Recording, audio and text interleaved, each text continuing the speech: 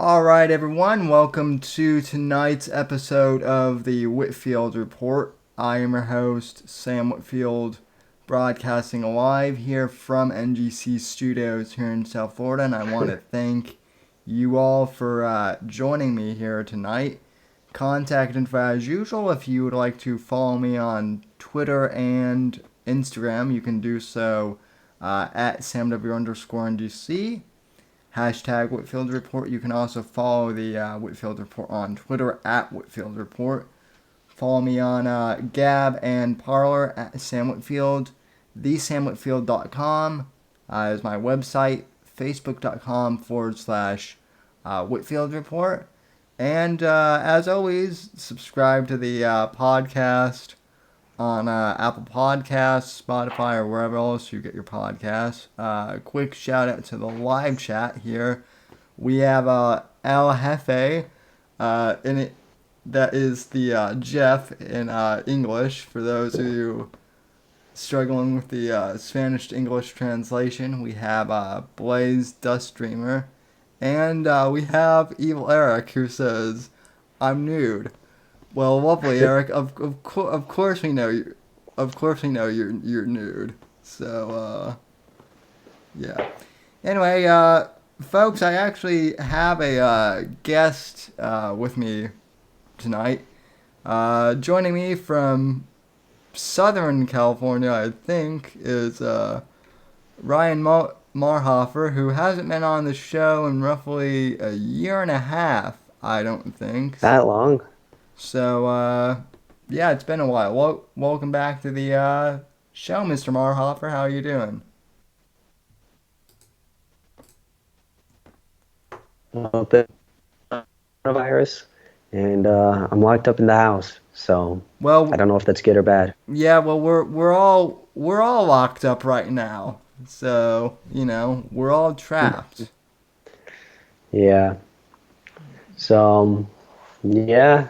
I mean, I guess I'm healthy and my family's healthy, but I also don't go to work anymore, Yeah. Well. and I don't go to school anymore. Yeah. Well. None of us do. So. It's we're in strange times. I'll tell you that. But you mentioned to me when you texted me the other day that you actually started a new publication of sorts. Um, Yes. So I go to Chapman University. There's a bit of history between me and that school, uh-huh. in that I seem to be very good at pissing the people there off, and they seem to be very good at making my life hard. And so we've sort of arrived at this little tango that we do every once in a while, in which I make them a little bit more mad and they make my life a little bit harder. And so I figured, well, I bet I could piss them off more than they can make my life hard. And so I decided to start a new school paper called The Hasparian. And the reason for that name is Chapman University used to be called Hasparian College back when it was traditional and Christian and rooted in some real values and everything. And so nobody actually knows what the name means, but I think it's a unique name nonetheless. That's pretty simple to remember. And so we started it. Our debut was Wednesday, so I don't know what's that, 4 days ago, 5, and Yeah. and Thursday, Friday, Saturday, 3 days. And so it's been great. Uh, all the staff writers of our school paper, the official paper called the Panther newspaper, because Chapman is the Panthers. Yeah. They've all unfriended me on Facebook. They've all unfollowed me on Instagram. They're very upset. And I think if we were just saying we disagree with the Panther, we don't think they're the best, we don't agree eye to eye on everything. If we were very nuanced and mellow about everything, they probably wouldn't bat an eye. But not only have we come out full force and basically called them pretend journalists and people who waste our tuition to spew leftist and hateful propaganda, but we have also, I think we also threaten their existence, and that's why they're so upset. Because they know that they've become complacent, and they know that there's a huge hole in the market on campus and in the surrounding community for a real news source and a real publication that really provides a platform for discourse between viewpoints. And so it's been off to a great start. We already have professors writing in the paper. We have community members writing in the paper. We have students. We already have more people reaching out to write guest columns. We have people reaching out to donate already. So it's been great. I think if we just stay true to the course, I think things will turn out very well. Yeah, so for the audience that isn't really familiar with, Ryan, I've had him on the show twice before, and I think the first time I had you on, which was like, oh, geez. Well, first off, I found Ryan through the infamous faggot known I as found you. Milo. Well, yeah. Oh, yeah. Actually, you found me. So, So um, yeah, I saw on Milo Yiannopoulos' Snapchat story, Milo was doing like a Snapchat of his computer screen, and I saw that there was one tab open, and it was the Facebook page of Sam Whitfield, and so I contacted Sam Whitfield, and I was like, "Hey, just so you know, Milo was looking you up on Facebook." yeah, I got so many DMs that day That's about funny. that. So then you and I started talking, and Hmm. at the time you were actually writing for the Panther, and one of your columns I'd gotten censored, and since then we've kind of been friends, I guess. So, which is kind of interesting Yes. because all of the guests I have had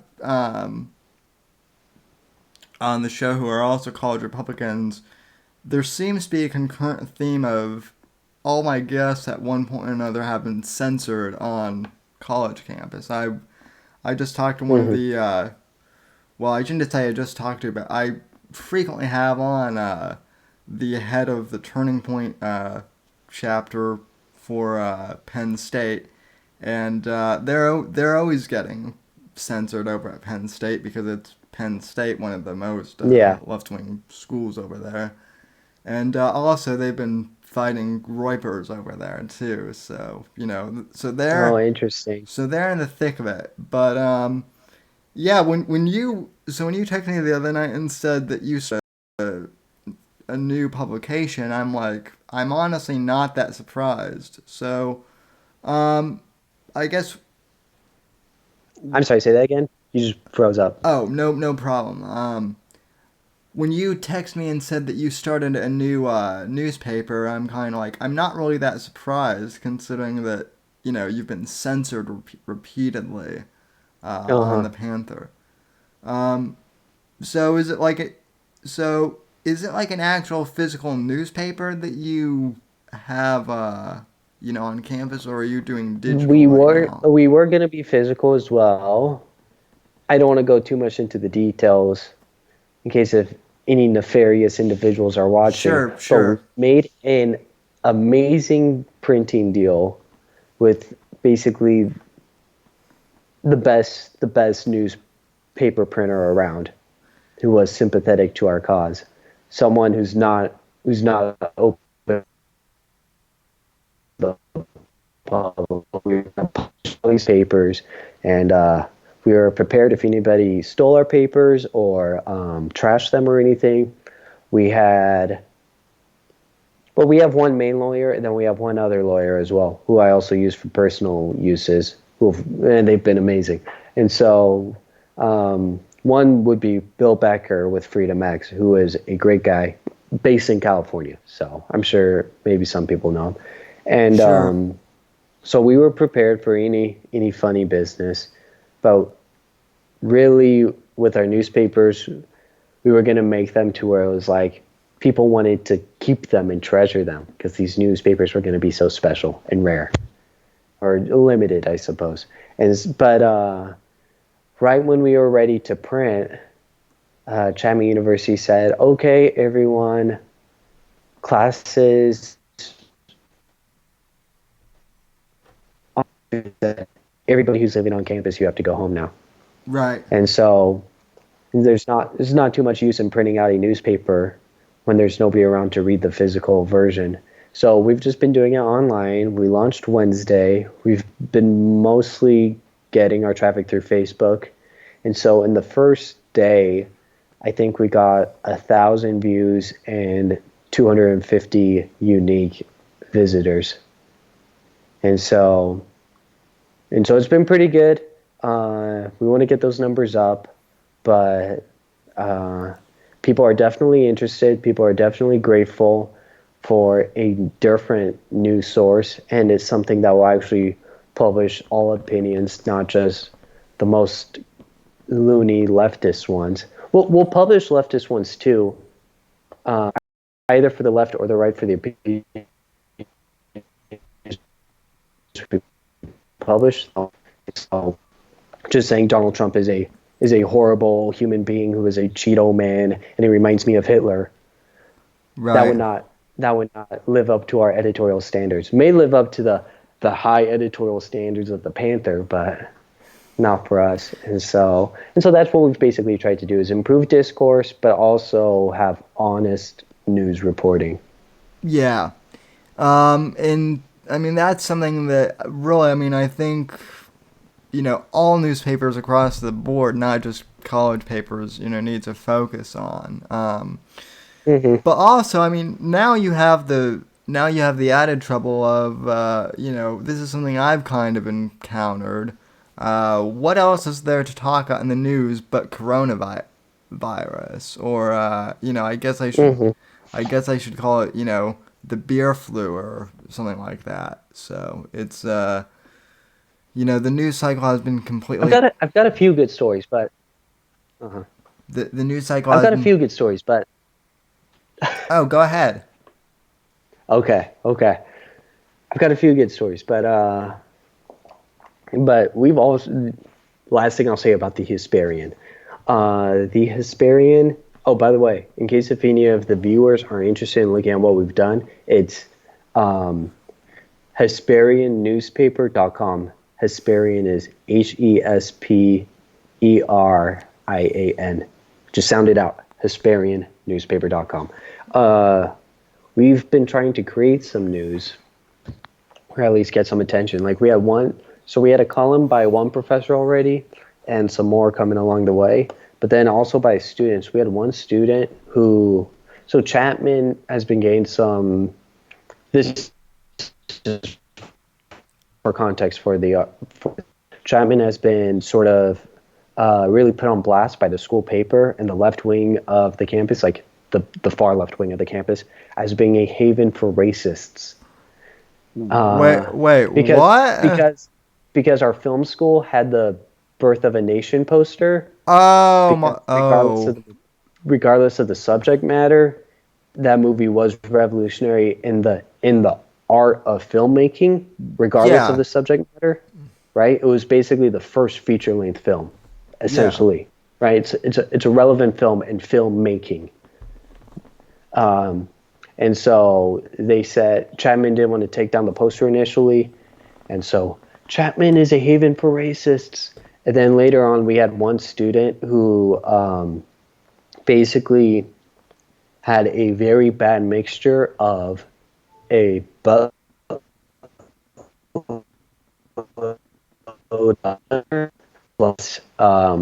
psychotropic medication and just went completely loony and basically said some racist things in the classroom before he was kicked off campus.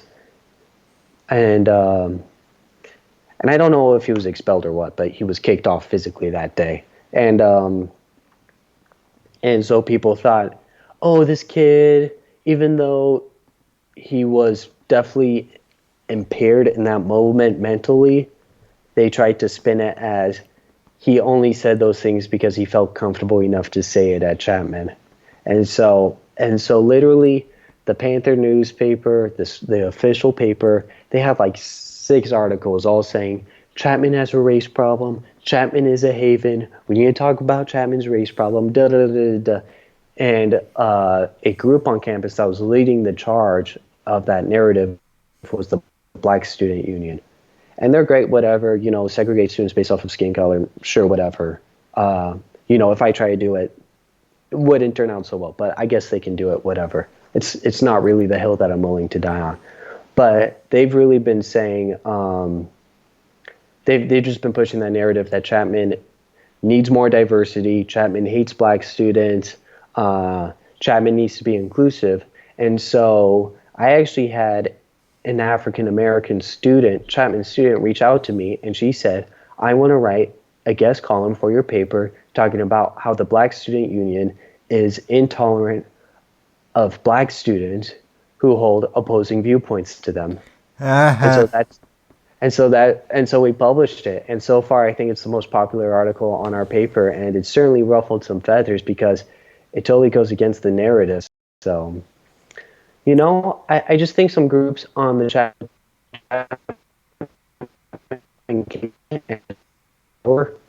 was a guaranteed thing and couldn't be challenged, whether it was the BSU or the Panther newspaper or Chapman Democrats or feminists or anything else. And they're realizing that, they can't scare everyone into submission and into silence. Yeah. And so those are like the stories that we've been trying to create. But other news stories besides coronavirus, one that I think that's been super interesting that I guess not a lot of people have heard about has been the sexual assault allegation against Joe Biden. Oh yes, I heard something about that, but not a lot. So what's your take on that? I mean, first off, I think it seems like a totally credible. Oh, sorry. Go ahead. First off, I think Trump is gonna rail Biden in the debates. There's no question I think so too. About that. So. I'm sure you saw the Joe Biden clip where Joe Biden said, or not Joe Biden, Joe Rogan, where Joe Rogan was talking about Biden. He said, they can pretend that Biden doesn't have a problem, but once he goes up on that debate stage with Trump is going to tear him apart. Yeah, definitely. I mean, yeah, I mean, the fact that they got stuck with Joe Biden, who doesn't even know where he is half the time, it's not it's not going to end well for him. So no, I wouldn't be surprised if during the debate or something he was like, and I like to announce my running mate, Donald Trump. Yeah, so, yeah. But with the sexual assault allegation against him, like the main accuser, like she knows the date, the time of the day, the exact place, exactly what happened, and the entire left is ignoring it. But Christine Blasey Ford, right? She couldn't remember the day, she couldn't remember the place, she couldn't remember who else was there or anything else. It was the most vague of accusations, and the left said, we need to believe this woman. We need to, get her story out there, da, da, da, da. And it just shows I mean, obviously sexual harassment and assault is horrible, but it just shows how, the left is willing to ignore it and is willing to promote false claims, both for political purposes. Yeah, well, this is going to be a controversial opinion, so, R.I.P. your newspaper, because I'm about ready to probably sink it with this controversial opinion. But I think that there are some cases I think that there are some cases of I think the definition of sexual assault nowadays has been so watered down to basically mean anything. Well, if you look at someone for too long, that's harassment. Well, yeah. Apparently. Yeah, so by that definition, I'm a serial, sexual assaulter. Watch that clip be taken out of context. Oh yeah. So Lord knows that they've probably already taken a bunch of clips out of context. Yeah, they've probably spliced the words together. Not only that, but what's also interesting is uh, Louis C.K. actually, I don't know if you saw this, he actually just released his new special today. His first one in like since the meet since Oh, interesting. since the whole Me Too thing began. And Hmm.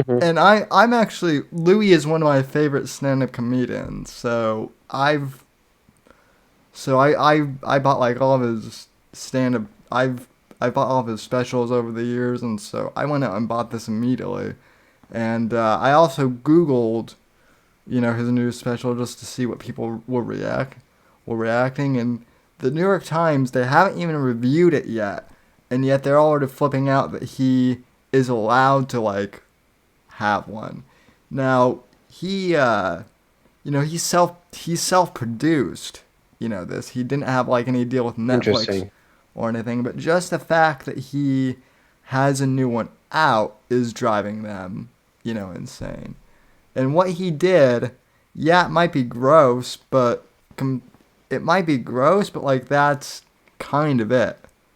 Like he never committed a Yeah. crime per se, and not only that, but it was consensual. It was only like 25 years later that these women said, oh, he sexually. Oh, is that long? Yeah, well, it was like it was It was the plant thing, right? yeah. Or no? Well, no, Over the phone? yeah. One of them was like one of them was he jerked off to him over the phone, and then one of them he jerked off like in front of him, but both times he like asked, and they said okay. so so like that's the weird thing is like he asked like both times, and they were like sure, I guess, and then like 15 years later whatever they're upset about it. So I don't know, but yeah. Yeah.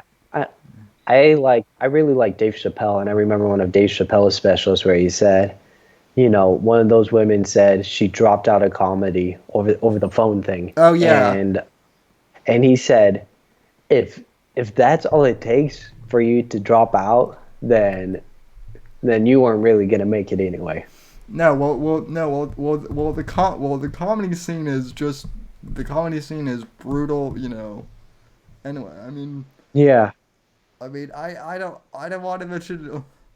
don't want to mention names because my audience is probably sick and tired of hearing this. But one comedian who I've actually had to deal with over the past years, like, completely went crazy and is Is his now. name Benjamin? Yeah, I think I I actually don't remember his last name.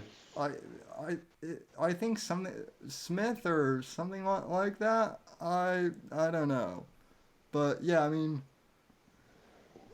yeah, some people go crazy, Mhm. in that whole scene. So I know. I've heard stories about how people will be a staff member on SNL, and just every SNL member will constantly be putting each other down and like trying to play head games with them. And so yeah, I mean it's a brutal thing. And it's not like, like in other fields, like you may have people talking crap on you and talking poorly to you and everything.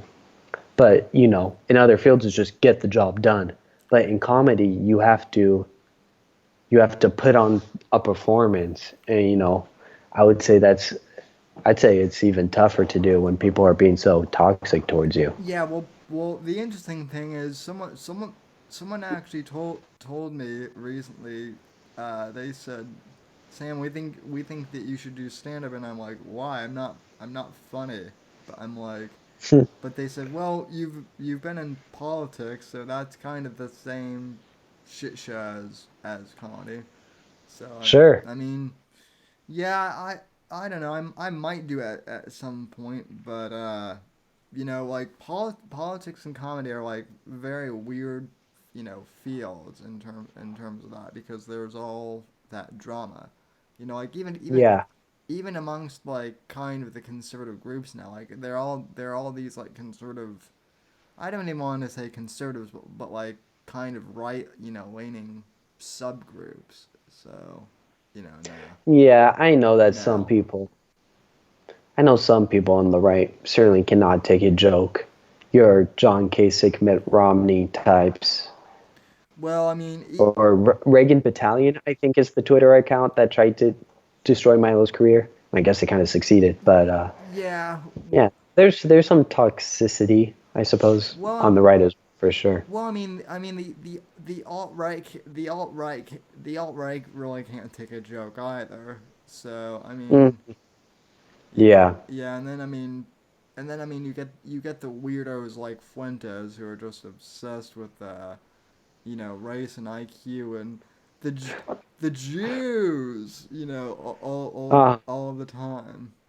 I So will be honest, and this may be a controversial opinion, but Fuentes, as of late, obviously I'm not endorsing anything and everything he said. I don't know everything he said, but as of late, what I've seen from him, I thought has been pretty good. Just giving TP USA and Charlie Kirk a run for their money. I think that's good. yeah, I I don't have a problem with that. I have a problem with his army of groypers, basically going in and harassing Turning Point chapter leaders who have nothing to do with who have nothing really to do Yeah. with. I mean, here's the thing about Turning Point. I don't want to get people in trouble, but I will say this about Turning Point. There are a lot of good people at Turning Point Yeah. who disagree with what Charlie and the and upper management are doing right now, and you know, Hmm. and so I think eventually Charlie's going to be asked to step down, or he's. I mean, there are rumors that he's going to run for Congress, which good luck, Um, good luck, Chuck. So who's his friend? Um, I'm sorry, Candace Owens. Candace Owens. yeah. Oh. Candace Owens just said that she's going to run for Congress. Mm, oh yeah, I saw that. And I Yeah. and I'm kind of thinking I'm like, okay, when though? When are we when like are you going to do it from your house? See, this is like the whole weird thing is like with the whole quarantine thing happen, it's like it's kind of weird to make announcements of stuff like that because it's like, okay, well, are you going to run now or like 2 years from now, like potentially if we keep Yeah. getting locked down. So, I think by the end of this month for sure, we'll be back to normal. we Because at a certain point, the cure is going to be worse than the disease. yeah, we better be. You Um, you can only lose their income. yeah. I mean, maybe it's People are going to start dying of starvation and suicide. yeah. Well, I mean, I think that the economic halt has already been more damaging, than the coronavirus. I mean, that's not to say that the coronavirus isn't serious, but it only affects, it only affects like a small percentage of the population. And yes, I I know, agree. that we need to protect them, but that's no reason to shutter the entire. So, Sam, it sounds like what you're saying is that you want Granny to die so your stocks do better. Is that what you're saying? Well, I mean, I'm just kidding. That's just what everyone else says well, in I response. well, now that you mention it, I am invested in a couple funeral home companies, so my stocks could I don't always. think a single child has died from it. I think there was one child in Italy that died of it, but Oh, really? but like but yeah. Well, here's the thing about Italy. That's one. One. Well, yeah, And I saw a stat in Italy, like the average age of those who have died is like 80, and 99% of them had underlying health conditions. yeah. You want to know why? Because Italians smoke like chimneys over there. Everyone in that country, well, everyone in Europe basically smokes. I Yeah. I've never seen I have never not seen a European without a cigarette in their hand, and then like and then I'll see Europeans like they come over here to Florida to vacation, and they'll be like, what do you mean no smoking? What does this? I don't understand this concept. So It's very uh, funny. I know um, everyone in Asia seems to smoke too, at least in the more affluent areas. yeah, well certainly in China that that's the case. I mean, I don't know. Part of me also thinks that this whole thing is a big Chinese bioweapon. You know, too. Yeah, I wouldn't. it's not a very good bioweapon.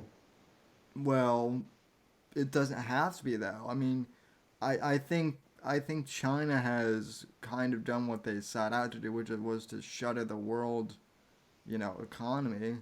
Uh, Hmm. so But other coronaviruses have come out of China's wet market as well. yeah, I mean, I don't know that. Like I said, it's just a theory, but people ultimately need to stop. I've seen videos of the wet markets and of them like, Oh, go ahead. you go. Oh, I was just saying. You know, I by the way, folks, we're having a bit of trouble lagging here on Skype, so I don't know. Are you getting that too, Ryan, or is it just on my end? Yeah, I am as well. Yeah, Skype's overloaded because I mean everyone's using it now because of teleworking. So thanks I know. coronavirus. But no, what I was saying is, I mean it's just a theory, but you know, I mean honestly, I'm I'm not surprised that it happened. I'm surprised that it got this far. To the point where everything got shut down, and so I don't know. Yeah. My more paranoid instincts have kind of kicked in, and I I find myself more and more going the Alex Jones route these days. So Oh, I actually don't even know what he said. He has disappeared from all of my social media, and so I've lost track of him. oh yeah, What's he saying? he's pretty much saying that, ironically, he's actually been pretty calm about this, but he's saying people shouldn't panic, but that obviously China has had a motivation to do this, to shutter the world economy and to try and make Trump look bad. So, Yeah. which is I think that's what they tried to do, but in reality, it's kind of backfired. Like Trump's approval rating is like up more and more. So, but I think when the media sets the bar so low for Trump, Trump easily just steps right on over it, and he says, "Look at me." Then everyone is amazed that he's just being a normal president. yeah. So anyway, what were you saying about wet markets? Oh, I've just seen videos of the wet markets and how they will like cook dogs alive, and and when they cook the dogs, they think that apparently if they cook animals alive, like if they die in fear, then the meat tastes better or it's more tender or something. Oh And yeah. so I'll see videos of like them cooking dogs alive in like a frying pan. I'm Ugh. saying this with my dog laying down right next to me. Oh, hard. Yeah. Or like I saw this video of this woman like in China picking up live mice and just plopping them into her mouth and chewing on them.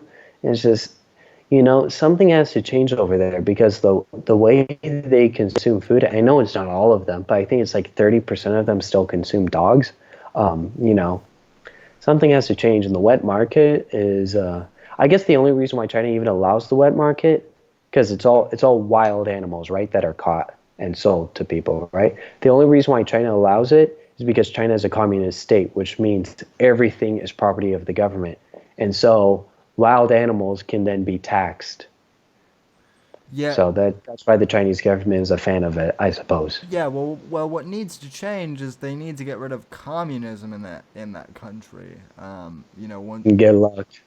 Yeah. Well, honestly, the sad thing is that like people, the lower class are starving over there, and so like, they and so because of that, they will eat, crap like dogs and mice and rats and Yeah.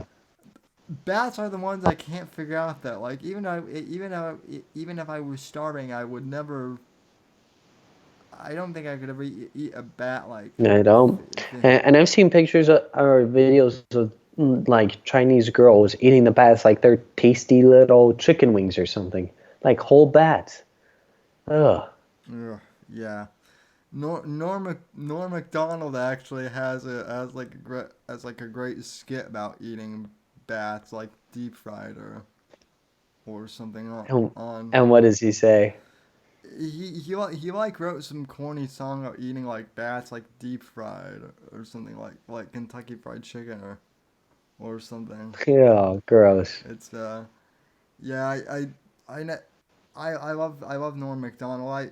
Who would have thought it would have taken a pandemic to get him to make new material?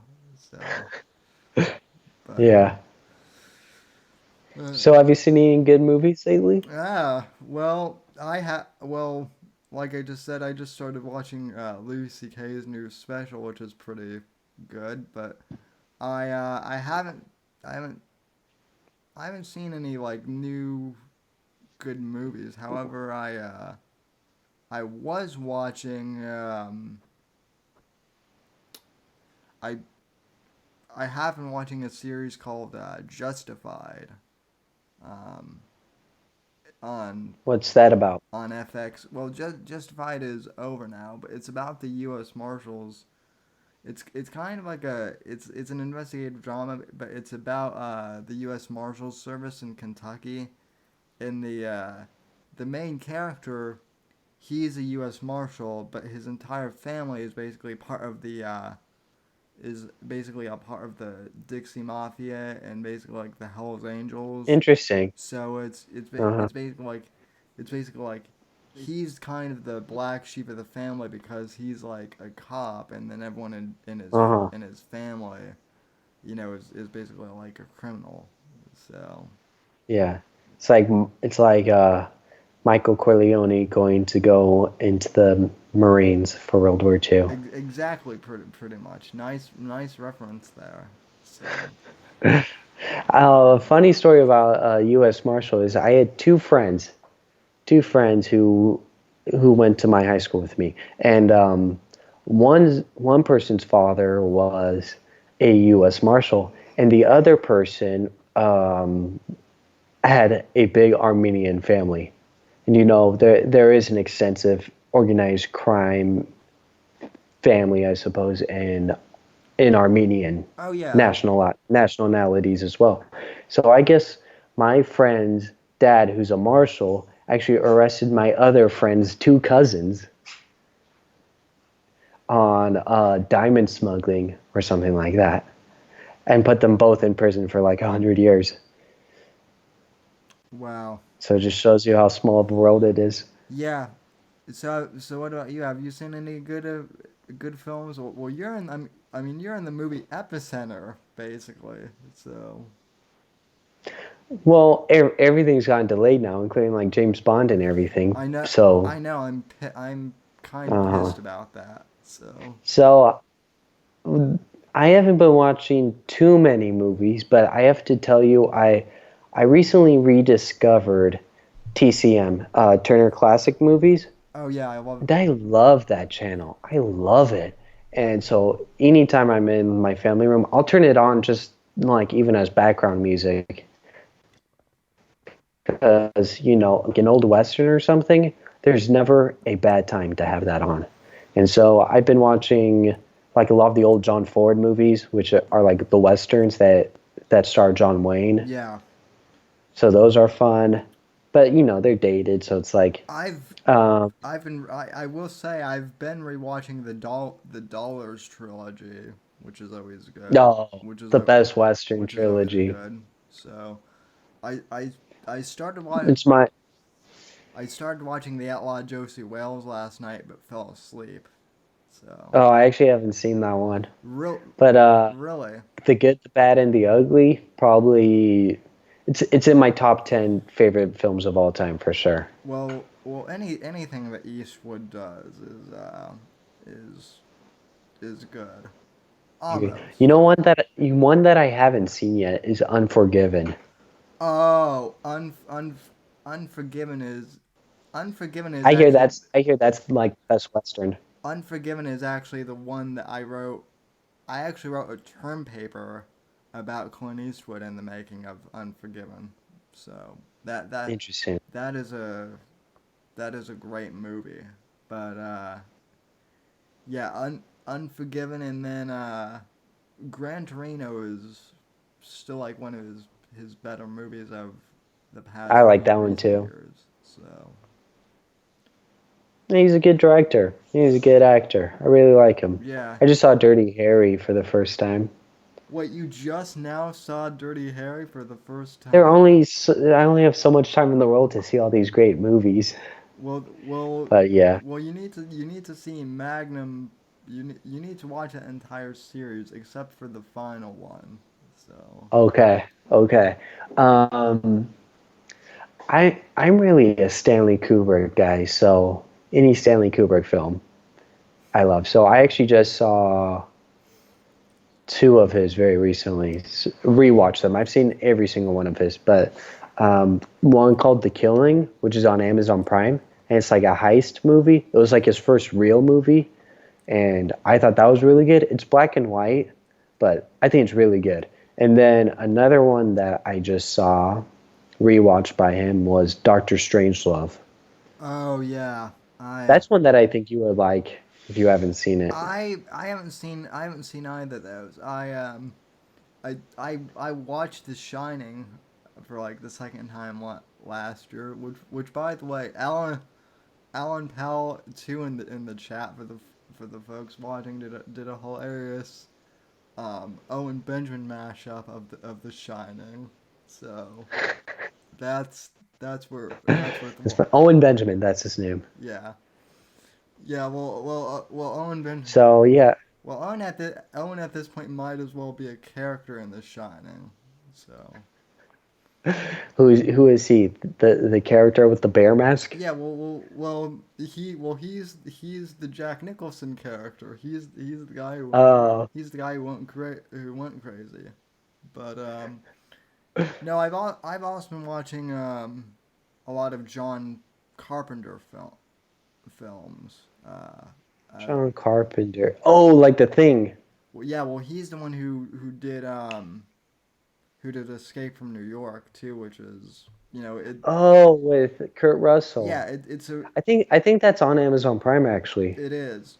So and, oh, How is that movie?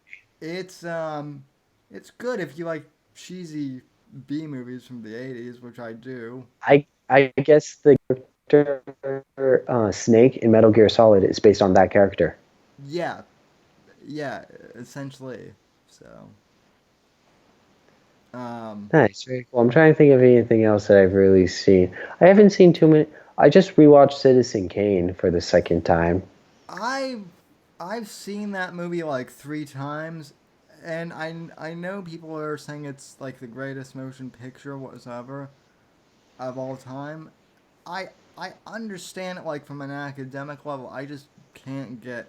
I maybe like back in the day it was, but I feel like I don't think. I think there are a few other movies of that era that are better. Like Casablanca, I think is better. definitely. 12 Angry Men.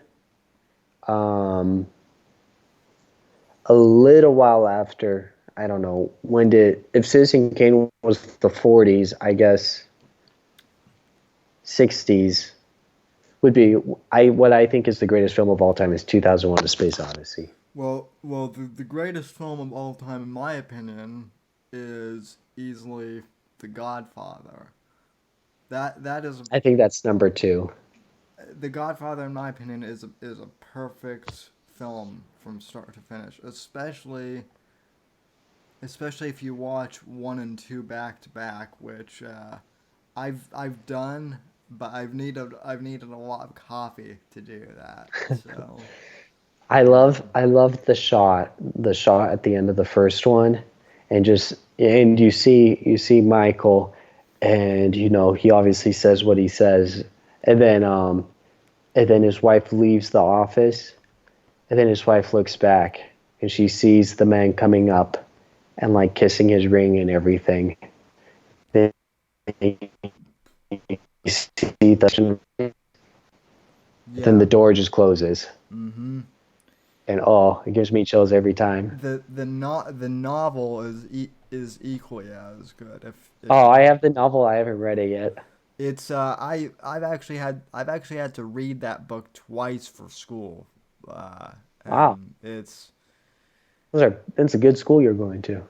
uh yeah, well, I went to a pretty good I actually went to a pretty good conservative high school in Colorado back in the day. Not I'm not Oh, I'm not I didn't sure know that. I'm not sure how it is now, but because I think probably now it's been infiltrated by the SJWs like everything else. But back when I was there, it was pretty good. So mainly though, When I went to, oh, go ahead. sorry, I'll just say this real quick. My freshman year of college, I actually went to a community college right by my house, and for my English class there, um, the book we studied for the whole semester was Watchmen, Oh, which is a comic book, oh yeah, which no, actually is probably it probably is the greatest comic book ever yeah, written, and it's I amazing. would agree. I do want to ask you. I do want to ask you about that. Have you watched the new HBO series? I do not have HBO, but I've heard it's very good. Uh, Is it not? it's It seems like they just took the intellectual property just to suck people in, and then they just kind of did their own thing. That's y- what it seems like to me. yeah. I mean, it's. Let me put it this way. It's good, like the way that they've filmed it and whatnot, but it's okay. I'm not. Okay, fuck it. I don't. You don't care if I spoil it for you I'm at never the. gonna watch it, so Okay. go for it. It's ba- Viewers, block your ears. it's basically, well, I've done videos on it on my channel, Oh, okay. but as it's basically an SJW cringe fest, basically. Uh, Um, they first off, I don't think they needed the series to begin with, because the end of the Watchmen series, with the end of the Watchmen graphic novel, with with Rorschach's journal being discovered, and what will get published or what not, and kind of leaving it open ended. I mean, yeah, that's kind of one of the points of Watchmen it's a is. great ending. And you see the journalist is eating his burger, and then a bit of the juice drops from the burger onto his shirt, and it's the exact same drop Well, as is on the the comedian's button. this kind of ruins all that, because it kind of answers that question. I mean, so basically, they made Rorschach into like a neo-Nazi, like alt-right type figure, which Well, of course they did. Of course they did. which I'm like, okay, Rorschach is not alt-right. He's more of like a pure anarchist. He's objectivist. He's like an Ayn Rand. Yeah, yeah. So so they they got rid of that. Night Owl is in jail the entire time and doesn't even make a cameo in the series. Like, at some point, Night Owl gets arrested, and his whole thing is just backstory. And then the biggest spoiler of all, they decided to make Doctor Manhattan a black dude. There's no reason for and that. it's extremely convoluted, and like they explain kind of why, but it's so kind of the explanation for it is so long that if I did, you would probably fall asleep. But it's just like why? So it's basically an SJW cringe fest, and I'm like basically it's an SJW superhero show with the Watchmen property, used. Uh, did you ever see the film by Snyder? I think it was Zack Uh, Snyder was his name about Watchmen. yeah, The Watchmen movie. yeah, the Watchmen movie is actually great. So Yeah, I thought the theatrical release was not that good, and the then the extended version was better. the But like the ultimate director's cut or whatever, where it's like 4 hours long. yeah Oh my gosh! I thought where it includes the pirate comic in it. I thought that was amazing. yeah the yeah That was really something. the director's cut is amazing. In fact, we actually have one Watchmen fan subscribed to the channel. I'm not sure if he's in here, but yeah, one step too far is his name, and he's obsessed with the Watchmen and does like all these super cuts on his channel. I So love the opening scene where, well, I guess the opening scene is the fight that comedian has in his apartment, which I think is a good scene. But then I think that's a good scene too because it's playing like the sort of like Frank Sinatra esque music while he's doing the fight. But yeah, then but then after that, it cuts to sort of like the opening credits, and it's Bob Dylan's "The Times They Are a Changing," yep. and it shows you sort of the history of the Watchmen.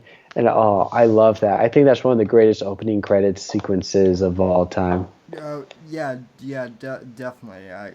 Yeah, that the movie is great just for that opening title sequence. Uh huh. Speaking of music though, and Bob Dylan. First of all, speaking of Bob Dylan, he just released a new song a few weeks ago. I don't know if I you. heard. I I heard about it. I haven't taken the time to cut out 17 minutes of my day to listen to it. it's it's today was the I first honestly full. didn't know he was still alive. I didn't either. Hi The one thing I will say is I've never been able to stand the man's voice, but Uh-huh. the man is a genius lyrically. I will give him that. Um, I, yeah, I'd say he's a poet. yeah, but this one is very it's chilling to to put it to put it lightly. It's basically all about the Kennedy. It's all about the Kennedy assassination. Should I So listen to it? yeah, you have a bunch of stuff you need to listen to as well. So I know. I have I have 4,600 songs just in my normal playlist. and when you sent that to And me, they're long songs. They're not pop 2 minute songs. and when you sent that to me, um, I clicked on the link and it opened Apple Music and then said an error has occurred. So Oh, really? It was just too big to even do. I guess so. I think I have three good playlists. I have my normal Ryan playlist, which is just like rock music. And then I have a swing playlist. So swing being like Frank Sinatra, Bobby Darin, um, um, Dean Martin, that type of stuff. I really like if you have you played the game BioShock? I've I haven't played in a long time, but No, well, in the game they have sort of like that 50s or 40s, I guess, like swing big band type music. I really liked that music ever since playing that game. yeah. Well, that's kind of the same thing with like Mafia, the Mafia games. So, Oh, I've um, actually never played those. those are fun if you get the chance. I don't even have a PS4. I still have a PS3. So, Um, Do you still use it? yeah, I still do. So, um, They're coming out with the PS5 pretty soon, I guess. I know. I'm like, do I get a PS4 or just wait to get the PS5? So, um, Yeah. the thing with it is anytime I get like enough money to buy a PS4, I always end up spending money on like microphones or stuff for this podcast. But Hmm. yeah. Well, you're a very good host for that. Well, You should be admired for it. well, thank you. Yeah, and people more people should send me money on Streamlabs or you're banned for I life. agree. So, um, so nah, just kidding.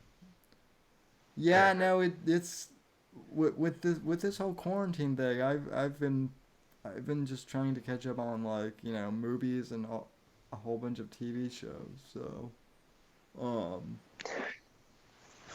Yeah. One TV show that I really like, and I think you will like too. It's called. I'm sure you've heard of it. If you don't already watch it, it's called Curb Your Enthusiasm oh my with god, Larry David. oh my god, I love Curbed Your Enthusiasm. Pretty good. You forgot one pretty in there, but yeah, Oh, did it I? is pretty good. So yeah, Larry David is a genius. So I love that show. It's very relatable, I think. it is very relatable, especially and again I'm probably gonna get in trouble here, but especially with Jeff's Jewish wife. So Oh, I love her. I think she's like the best other character in the show. well, I once had a Jewish girlfriend who was exactly like that Oh, really? though. Yeah, Oh, I didn't. I it didn't was. know. I didn't know it was a stereotype. That's a total stare. That's a total. Have you ever been to New York? Yeah, once on a field trip. Oh, okay. So that's so interesting. California doesn't have Japs, Jewish American princesses. Um, Maybe. I mean, we do have Hollywood, so maybe. But I don't live in Hollywood. I live in well, Orange County. that's true, but you do, but you have dated a bunch of Instagram models, so Yeah. What can I say?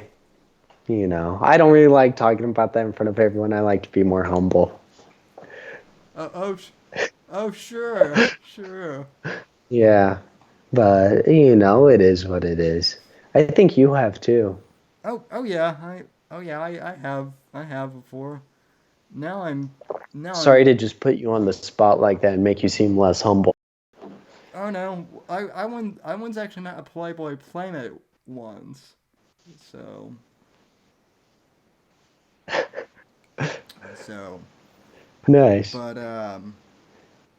but yeah, I am single well I've been single for the past 5 years. So yeah. Nice. Single life is it's pretty nice. I know so many guys who get married or engaged at the age of 20, and it's like say these were their balls, right? Yeah. These were their balls. It's like this after the engagement. It's like that. They've just Yeah. they've just gone away, you know?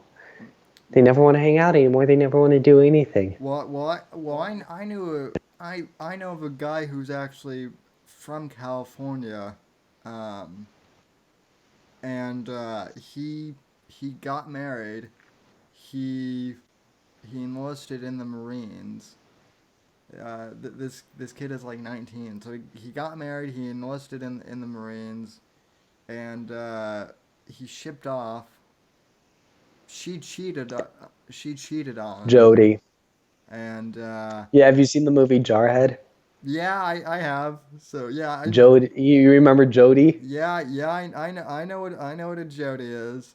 So so Man, but sucks for him. so they're divorced now, and he's single again. So at 19, he's been engaged, married, and divorced, like all in the span of less than a Yeah, year. but if you're gonna be a man who gets divorced, that's the way to do it, is have your wife cheat on you, or else you're losing Well, half of your income for the rest of your life. well, yeah, I agree with that, but also what I'm saying too is it's like, geez, this kid is 19 and he's already done all that. I know. I I'm know he's pretty. I know. I'm He's working out the bugs. I'm That's what he's doing. I'm 25, and I haven't even had a relationship that has lasted more than 3 years. So actually, a year and a half. 3 years is pretty long. So well, yeah. So A year and a half is pretty long, if you ask me too.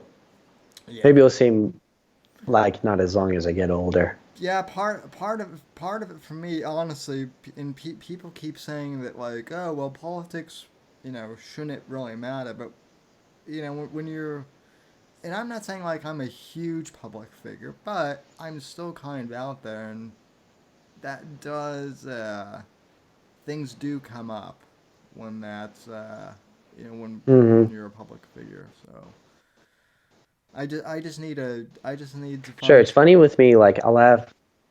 Oh, go ahead. Yeah, it's funny for me because I go to college and I'll have. Oh, my dog is walking back into the room again. Here, also, Molly, come over here. Here, I'll show you guys my dog real quick. Oops, Molly. Here she. Molly, come over here. Here's Molly. Molly, sit. Molly. She's a black lab. She's a very good dog. Well, anyway, yeah, I go to college. I'll have these girls who are talking to me, and like they'll want to follow me on all my social media and everything. I'll be like, fine, I'll accept you. And so like they'll want to talk to me every day, right? And then what's on my Instagram?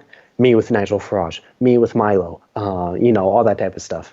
And so I click accept, and like the instant I click their follow request, they never want to talk to me again. It's the weirdest coincidence. I don't know what happens. You're It's always when I accept that follow request, all of a sudden nobody wants to talk to me anymore. you're too based for them. So I am too based.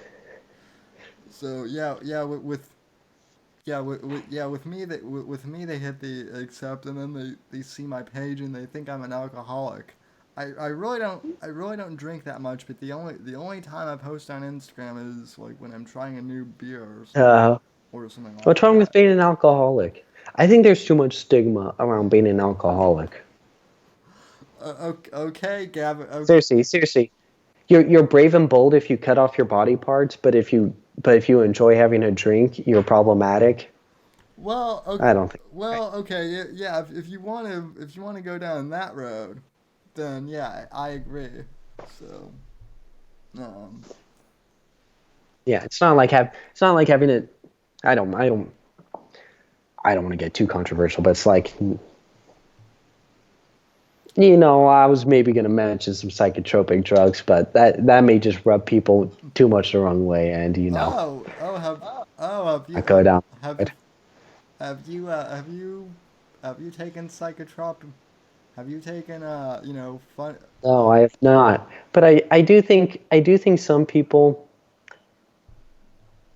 who, mm, I say screw it. Well, I'll just say it real quick, and you can disagree with me and say I'm a horrible human being for saying this. But I think there are just some people who live depressing lives, and they're naturally depressed for it. Like people who live great lives are naturally happy. Oh yeah. It's natural.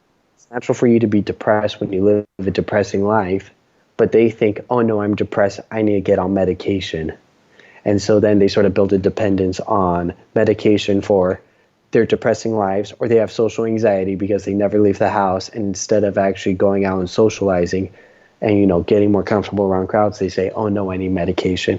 And so, there seems, and that's a pretty hot take that Hol- rubs a lot of people the wrong way. Holy shit! But It's like holy shit though. It's like you've been listening to my podcast for the last 2 years. oh, is that what you say too? Oh my god, dude. I don't want to go off on a rant here, but I hate going to the doctors, and it's not because I'm unhealthy or anything. It's because the fucking doctor, like, I'm 25, and granted we could probably all be like a bit healthier. Who couldn't? But like by and large, I'm pretty healthy, all things being considered. Mm-hmm. Um, I the last time, actually, this wasn't the last time, but this was like 2 years ago. I went to the doctor, and it was during fall midterms. So the doctor was like asking me a whole bunch of questions, and like he asked, like, how are you stressed? Do you ever get depressed or anything like that?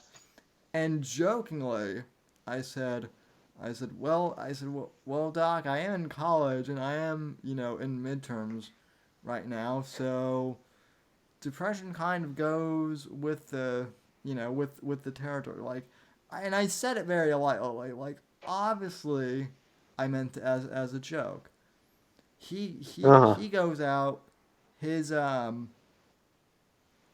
his aide his like his assistant or whatever comes Uh-huh. in, and it's like, so we'd like to write you a script for something something or other. I can't even remember what. Wow. And I'm like, what? And they're like, oh, because you told the doctor you were depressed. And I'm like, no, I didn't. And he's like, well, didn't you just say you were stressed? I'm like, oh. I'm like, I was just making small talk and I was just making a joke. Well, Mm-hmm. a lot of college students, can get like depressed and stressed over school, and I'm like, nah, I don't. I'm like, no thanks. I don't, need, you know I don't need antidepressants to get through school. And it's like Yeah. now it's like, granted, there are some people that certainly need them, I think, but we are way too overly medicated as a society in general. So, I think so too. I think, Milo always said you have all these female teachers who think boys who are naturally boisterous, right? Naturally energetic, they think that's a bad thing and somehow unnatural. And so they say, and so they tell all the parents, these boys are horrible. Your boy child is a monster. And so the parents think that they have a uniquely horrible boy, have a uniquely horrible son. But no, that's just how sons are. I I've They're naturally boisterous and mischievous. I have a funny story to tell you about that. I think I might have told you this one over the phone one time or in private text. And I think I might have uh, shared this on the show once a long time ago. But way back when I was in kindergarten or whatever. I don't even think I was in kindergarten yet. I think I was going into kindergarten. But I have some special needs. I'm in a wheelchair, and so because of Hmm. that, like, growing up, like, I had like some special needs. So I guess, like, way back when, my mom went to go meet with like the school or whatever to plan for that, and one of the teachers there was like, well, we'd like to put Sam on Ritalin based on these Is that for concentration? Ritalin is like one of those is like one of the they were like trying to diagnose me with like ADD or something like that, Mm. and and my mom's like, what are you basing this? Well, we've noticed that your son doesn't like pay attention very well in math, and Yeah. my mom's like, yeah, but he's 5, like, show me a 5-year-old. Well, we'd still like to consider it. And my mom's like, listen very carefully and listen good. If you even recommend Ritalin or any of those drugs to my son once again, I will sue this school so quickly Good. your head will spin. Good. And yeah, I was never put on any of those behavioral meds That's amazing. or anything like that. Yeah, because and I mean I turned out normal because of it. So I know, yeah, it seems like every kid who took drugs to either for concentration or anxiety or anything else, it seems like they were robbed of their chance to develop those skills of dealing with life naturally.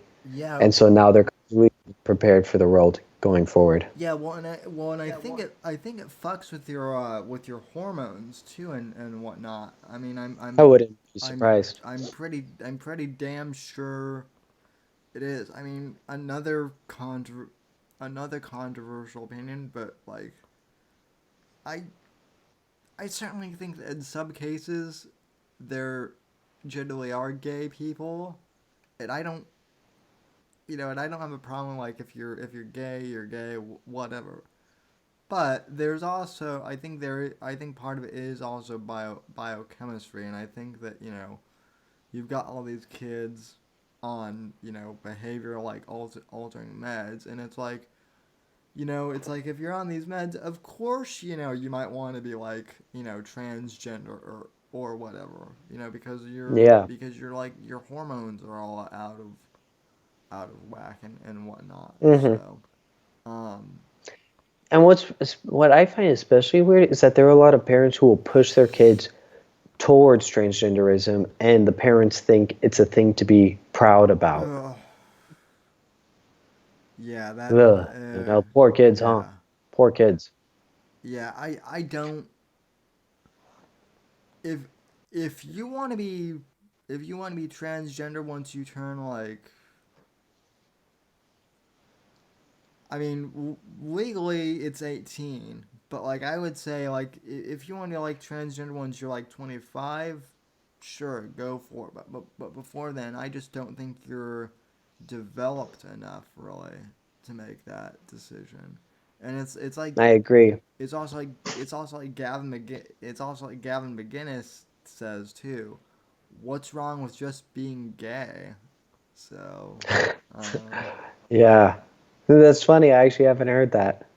I remember seeing back when Milo had his podcast, he had Gavin McInnes on, and that was like the funniest podcast of all time. Milo's actually on a network with Gavin now. So, What's that network called? censored.tv. Oh, what a great name. You're welcome, Gav. Now pay me. So, I haven't seen anything from Milo in a long time. I'll I'll have Really, I only stick to the main social networks like Facebook, Instagram, Twitter. And when people get banned from all three of those, plus Apple Podcasts, as I think Alex Jones was, and all that, um, I just lose track of these people, and so you I feel bad. I feel bad for them, though. you should join Discord if you haven't already. I'll invite you into my server. So, Okay, thanks. I don't have Discord, but I remember Milo had like 250,000 followers on Twitter or something. Like he was huge. yeah. It's interesting because I have a, I have like 1,000 subs on Twitter, but Uh huh. I'm starting to get shadow banned on Twitter. So I'm also getting shadow banned uh on YouTube now too. My videos, Wow. I have 630 subs, and my vids aren't showing up in people's feeds anymore. Same with these live streams. Usually I'll have like 20 or 30 people watching these live streams, but like since this coronavirus has hit, I've only had like 7 people watching as of late. So, Wow. I mean, not that I don't appreciate the 7 people that For those of you guys who are watching, I appreciate you guys, but it's weird that only 7 of you are getting notifications. So, Yeah, it's sad to hear. How many do we have today? well, right now we have 8. We had 10 earlier. Hey, that's one above average, I guess. So, but the last time you were here, we had 40 people watching. So, Yeah, I remember. um, So yeah, and it's tough. yeah, It's tough to be conservatives, and I know a lot of people like Charlie Kirk say, "Well, just start your own social network, start your own TV channel or whatever." But it doesn't work like that because people only follow the main things. They only follow like the top 4 cable news channels, and us and Fox was lucky enough to actually get in the lineup before all the channels were really solidified, right? Or like start your own Twitter or start your own Facebook. It's not how it works. It's not how it works. well, see, here's the thing with like start your own YouTube or start your own Twitter. Like the so I'm a technical writer. That's what my major is. So basically, like I do mass communications and like technology, kind of like a fusion of the two. So Uh-huh. like I don't I don't necessarily do IT, but I've dabbled a little in that, and I can just tell you that like the server costs of like starting your own video platform or even like your own social network, like the server costs and the infrastructure of just setting something like a Twitter up or something like that are huge, and Oh, I'm sure. like It's it's like two it's like $200 a year for my website for the school paper. And that takes like no server space. yeah. Mine, thesamwitfield.com, mine is $20 a year, but that's only because like I basically just pay for the domain name and then use like WordPress free one. But that's also because like Um, I bought it like 6 years ago. Like now I think it's like $60. So we're using WordPress too, and we're gonna upgrade it more once we get more money in. But the WordPress, we tried doing our own website, but like building it from scratch, it is so much work. It's not worth it. yeah, And yeah. so Yeah, so we said, might as well just go WordPress. yeah, so so yeah, anytime Charlie or someone says something like, "Oh, well, just build your own YouTuber," and then it's also like, well, okay, even if you have the funds, even if you have the money, like you're not bringing new people in, um, Yeah. by doing that. Like the whole point of being on, the whole point of being on YouTube or being on Twitter. I shouldn't say the whole point, but one of the points is that like people discover you or something like that. So So, oops, I accidentally started playing Rage Against the Machine. nice. Bullet in the Head. I only really like their first album.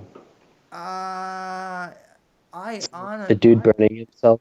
yeah It's a pretty sure. yeah I love that I love that album. I also love I'm not as much of a Rage Against the Machine fan. However, I'm a big Audio Slave fan, and I'm also a big Oh, I'm a I love huge Audioslave.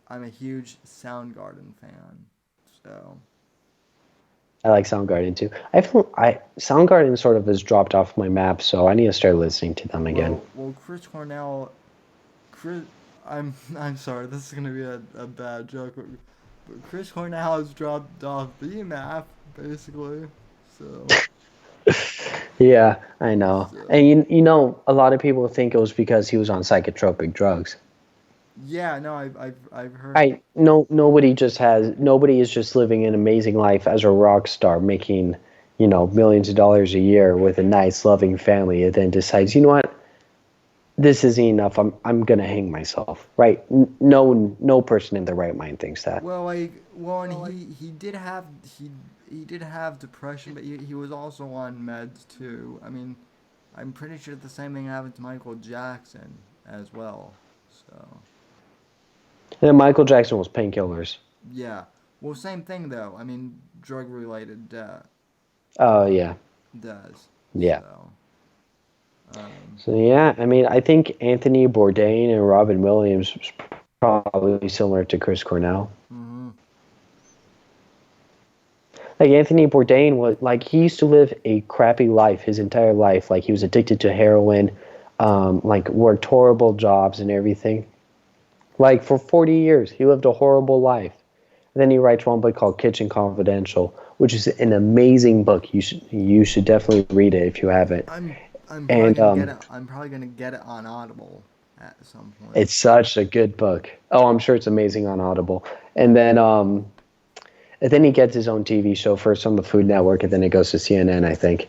But like he's going around, he's living his dream life. He has a great daughter. He's making millions of dollars a year.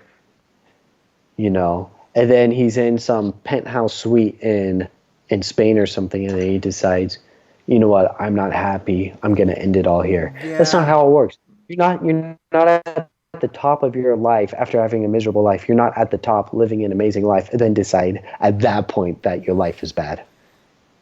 yeah. Like there's something else It's acting up there. it's definitely bizarre, but at the same time, I also don't think it was like a conspiracy or anything because like after he died, I had people like writing to me saying that like they thought it was like that that it was like QAnon or something like that. So I actually I have two responses to what you just said. I actually remember after Bourdain died, like a month before he died, he had tweeted on Twitter, obviously, that he was like, I have firsthand experienced the outraged Clinton machine or whatever. If you critique them, they will go after you. He had tweeted that.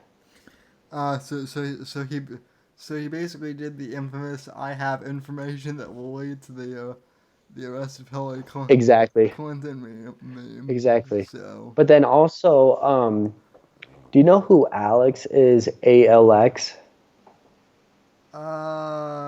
yeah, kind So of. he's a conservative guy who I've talked with a few times, and I guess the whole QAnon thing is a hoax by 4chan. Oh yeah, it totally is. Well, I mean, it totally is a hoax, but see that's the whole other thing is like all these QAnon people, and I know some of them are watching, and they're probably gonna get pissed off. They're convinced that the coronavirus is fake, and that Trump is actually like doing a doing like a deep cover operation to like arrest all these pedophiles and Pedophiles. and Yeah. it always comes back to arresting pedophiles in Hollywood It does. It does. It always comes with back. QAnon, and I'm like, okay, well, that would be admirable, but I'm like, yeah, the pandemic is real, and it's like not everything relates to Pizzagate or pedophiles. So, Pizzagate, I honestly thought what did seem kind of credible though. Pizzagate, Pizzagate was credible. Like Pizzagate is like an actual thing, but that's what I'm saying. Like it went from Pizzagate to like now everything is related to child sex trafficking, and it's like, like Well, I mean, you have like Barack Obama's ordering $50,000 worth of hot dogs to the White House, right? Well, I mean, is it even controversial to say that Obama is probably gay at this point, and is right, and Michelle Obama is the man of the relationship? Is that even controversial to say anymore, no, well, I or, mean, or is it just universally accepted as fact? Obama did have that handler, Reggie Love, so Have you seen the clips? And this is like getting really controversial, but there are clips, like legitimate clips of Michelle Obama like dancing, and you see something swinging about right in the place where on a man a dong would be. You know, it's the weirdest thing, and I don't want to jump to conclusions, but the videos are there, and I encourage everyone to look at the videos themselves and arrive to a judgment. So yeah, I'm not saying he slash she has anything there. I'm just saying, it's I very peculiar, and I don't see any other women with that same bulge. well, I Maybe it's just baggy underwear or something. Who knows?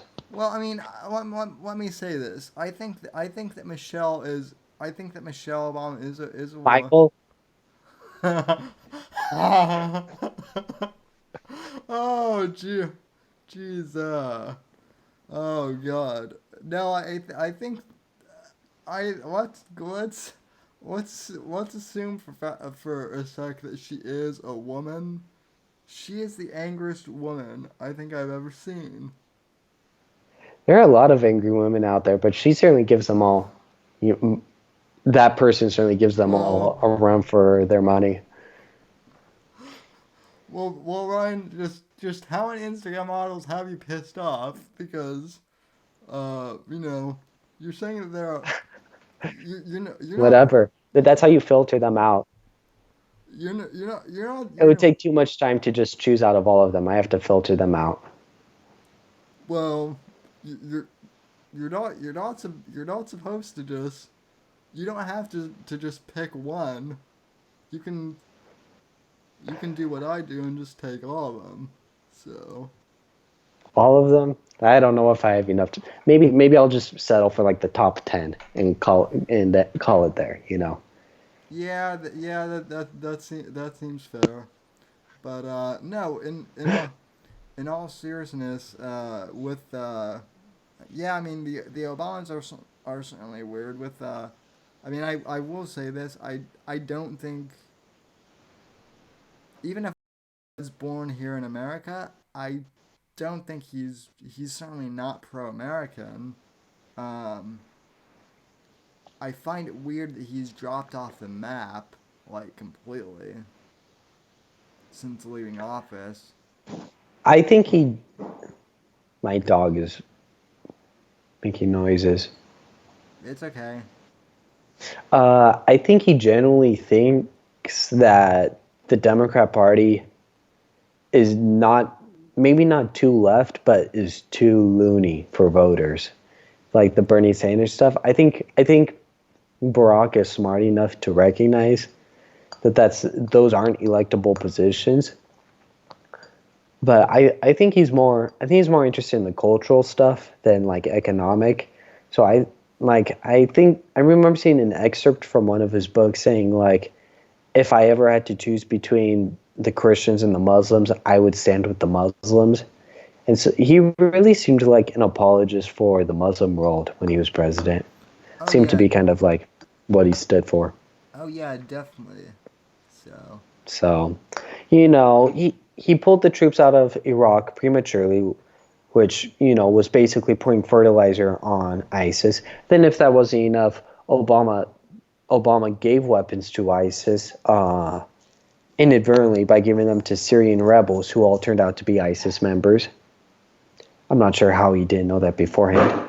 And then my dog's making a lot of noise.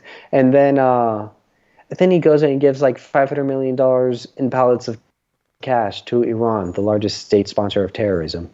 So Molly, come. Hey, Molly, come. So my dog is being so bad. nah, she's a good girl. Look at this dog. Look, doesn't she just look mischievous? Nah, she looks She's like up a to no good. nah. She looks Ollie, like a Ollie, say hi sweetie. to the camera. Look, she's saying hi. She's saying, who is this weird man? I'm She, just kidding. she's She's saying, who is this dashingly handsome man?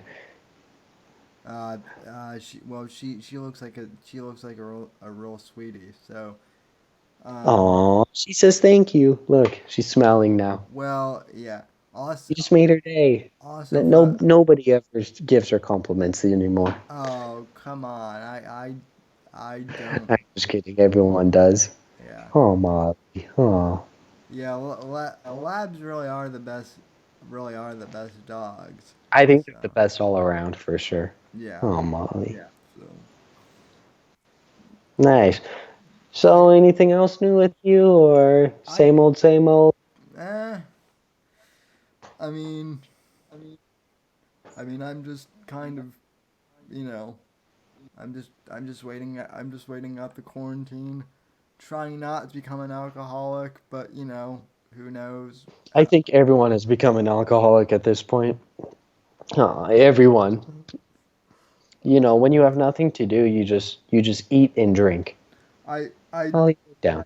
I wrote Molly, I wrote that's okay. I wrote a pretty good I did write kind of a good joke today. I'm kind of like, well, I'm like Louis C.K. has to be happy. Um, to where not only does he have a new stand-up special, but now because of the quarantine, literally everyone is just masturbating furiously, like like he Like he does. does. So He just set an example for everyone. yeah, what else is there to do during quarantine? So we can't work. I So know. um Yeah, it's tough. It's tough. There's a lot of new addicts in the world thanks to quarantine. I have one friend. Here, can you still see my camera? yeah, Okay. I I I can have one. I have one friend called Jason Andrew Garshfield, and he's one of the most talented writers ever. And I actually have an op-ed by him that I'm publishing in the Hasparian um, this Monday. So let me go to it real quick. So he has said a bunch of just the most amazing things. He's such an amazing writer, and he has such unique takes. So here, I'll read some of the things that he has said, like about coronavirus. He said like up until the 1950s, it was a normal thing for children to get polio and end up in an iron lung for life. This is an ancient history. The Salk vaccine only came out a couple of years before my parents were born. Same with measles, mumps, and the rest of the vaccines. People took precautions in those days, but the schools did not close down and society went on as normal. If a disease like polio showed up today, it would lead to a complete breakdown of society, just like what we've seen. Perhaps it's time to consider the possibility that our recent ancestors were not completely stupid and that they recognize that there is a limit to what we can be expected to do to fight diseases. Or there was another one where it was like,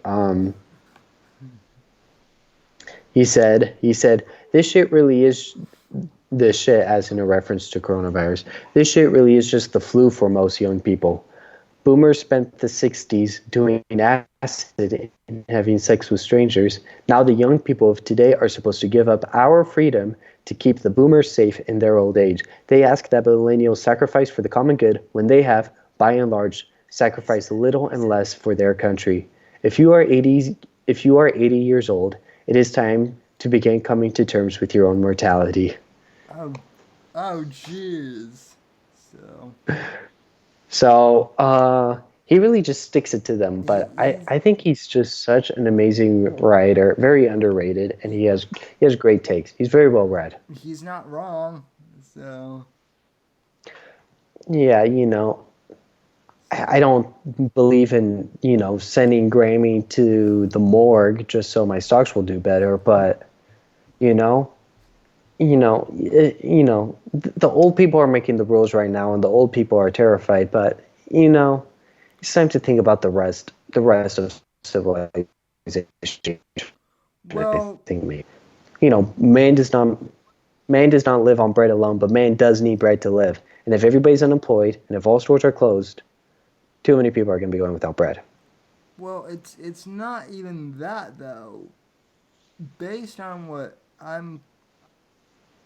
I'm kind of seeing, and they're saying that the curve could be like a lot worse if we didn't quarantine. But it kind of seems like the people who are susceptible to get it are going to get it anyway. It seems so. Yeah, Um, I'm okay with everything going back to normal. Everybody catches it. We grow a group immunity to the disease, then it's over. Because it's not right. Everybody says coronavirus is 10 times more fatal than the normal flu. Well, the normal flu has a fatality rate of 0.1%, right? Which means times 10. That means coronavirus has a mortality rate of 1%. And if you're in good health, if yeah, you're just a young person in general, there's nothing to worry about. And if you're old and if you're at risk, well, you were probably very careful to begin with anyway, right? So, you know, I'm yeah, just not willing to sacrifice the whole economy. Um, I don't want to say just so old people can live a few years more, because that would seem very uncaring of me. But I don't want to sacrifice the economy. Just, uh, I just don't think it's a good idea to sacrifice the economy. well, well, the only thing I can think though, too, possibly is that like there might, and again, this goes back to my conspiracy of China, like of this maybe being like a bioweapon. Like there could be something that they're not telling us about this virus, with it being like a bioweapon. But like that's the only thing I can think of, really. Yeah, I don't know. I don't know if it's a bioweapon just because it's so stinking weak. Like, if there was going to be a bioweapon, it would be like a more contagious strain of Ebola or something, right? Something that kills you in 48 hours and like your body falls apart, basically, right? That's like what Ebola is. Like your body disintegrates. Um, like, have you ever read books by Tom Clancy? Oh yeah, I'm a big Tom Have you Clancy read fan. Rainbow Six? I haven't read the Rainbow Six book yet. So I'm Rainbow Six is an amazing book. It's like 600 pages. It's a thick book, but it's very good. And basically, the plot in that one is that you have these environmentalist terrorists who want to clear out humanity so that they can return back to, a greener state, I suppose is what they refer to it as. And the way they set out to do this is by creating a new strain of Ebola and spreading it at the Olympic Games. Oh yeah, I well isn't that the premise for one of the games? I haven't played the Rainbow Six games, but probably is because it's based on the book. I'm sorry. Can I go get my dog real quick? My dog is running around upstairs and is getting Yeah. into things. Okay, I'm sorry. Give me 30 seconds. So, well, folks, it's been quite an interesting evening. So, by the way, I am, I am, I'm still sober. We do need to get Alan Powell on the program here soon. I need to hear more of his insights about this guy named Whoosh. So, um, yeah. Well, I mean, yeah. I'll ask Ryan some of those questions. That's a good point. So, and no, Ryan does not beat his dog like Blowen does. So, uh, anyway.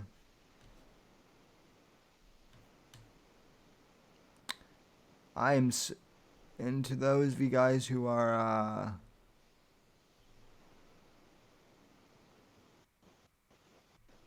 you know, and to those of you guys who are watching, thanks for tuning in. I'm just sorry that you know, more of you guys aren't able to watch.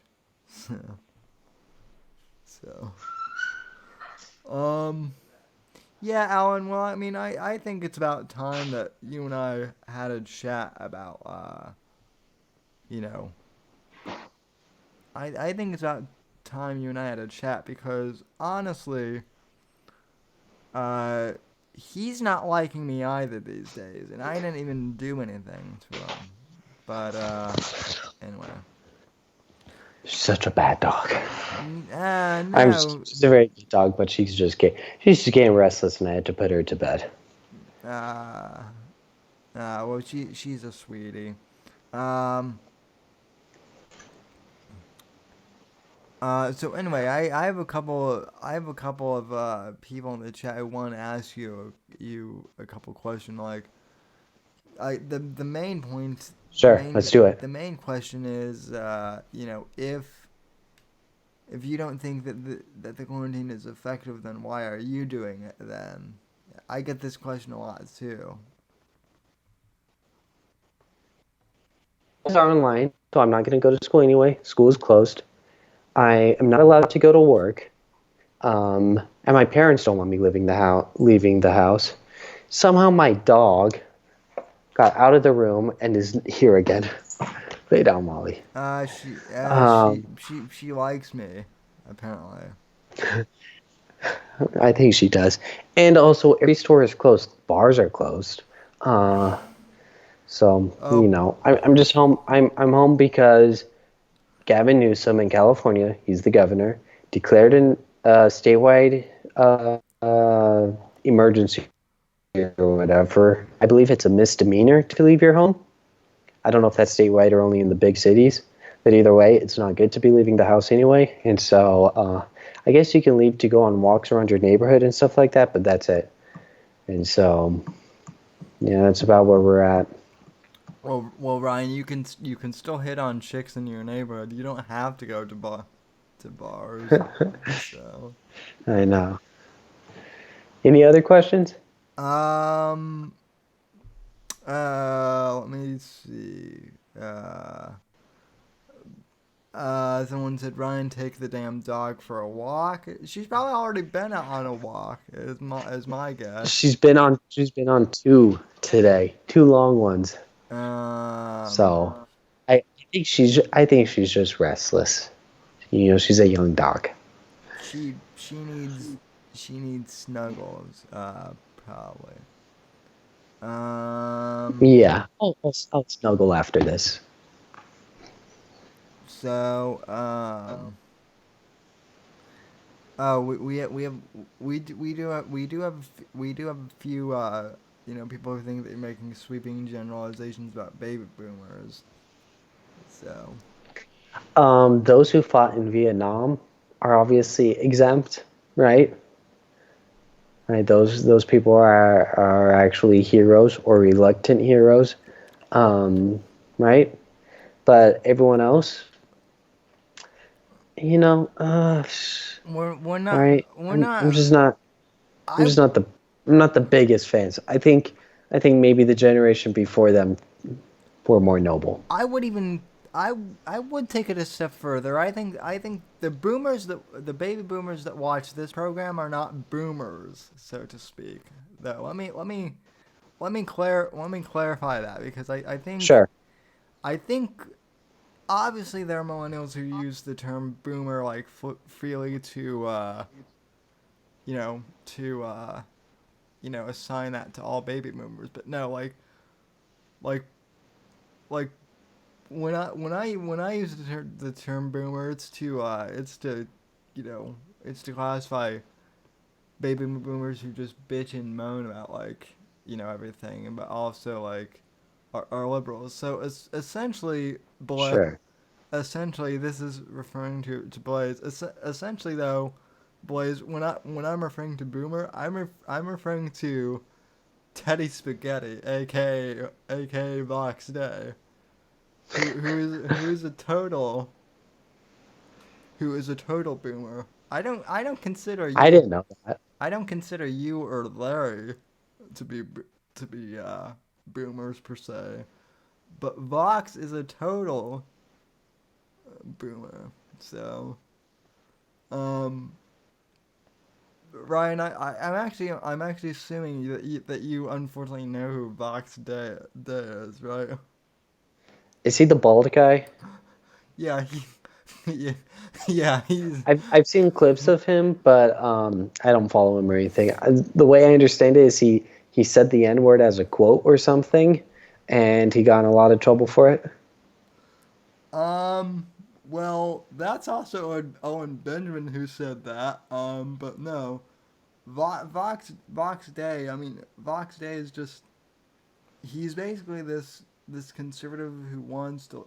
Well, I shouldn't say conservative. He's this left winger who like LARPs winger, and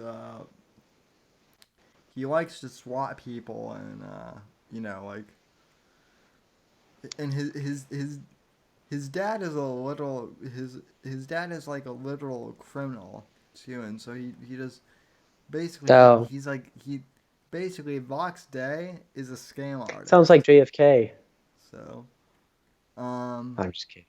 no, JFK was honorable. So JFK's dad was as pretty much as criminal as it gets. yeah.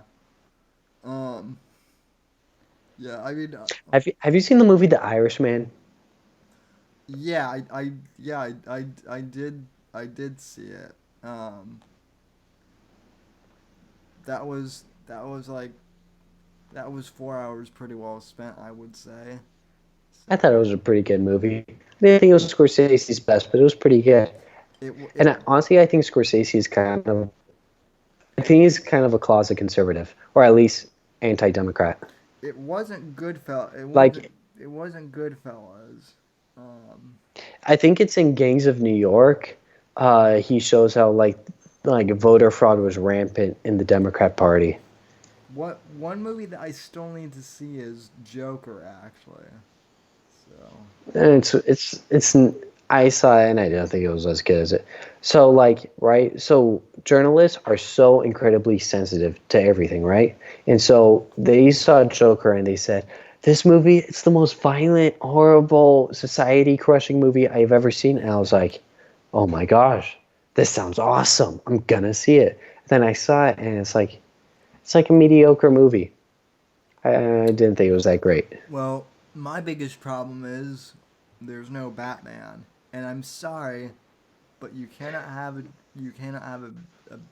Joker without having. Well, there's Bruce Wayne. Bruce Wayne Yeah, as a is y- in the movie. That's not yeah, really a spoiler. eh. He's like barely in the movie.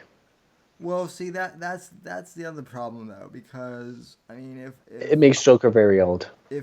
if Bruce is a child, I mean like if like Bruce was like a Hey, Molly. teenage if like Bruce was like a teenager or something like that, like or like close to the age of like becoming Batman, like Sure. then maybe yeah I can understand it, but like yeah, um Have you heard about the new Batman movie? yeah I And you know it's gonna be Joker is gonna be in it. And you know it's gonna be Jared Leto playing Joker. they're gonna bring Jared Leto back. I guess if you bitch and complain enough, your name is Jared Leto. You can get anything you want. I did like him in Blade Runner 2049. So I liked him in Blade Runner 2049. I liked him in Fight Club. I liked him in American Psycho. wait. Jared Leto was in Fight Club. He's the blonde guy. How did I forget that? So I've ne- I think he's a really good actor. I've never listened to his band. I just can't get into them. So 30 Seconds to Mars, I think it is. yeah. I No, I have never. I think we're like 10 years. I think we're both like 10 years too young to listen to that.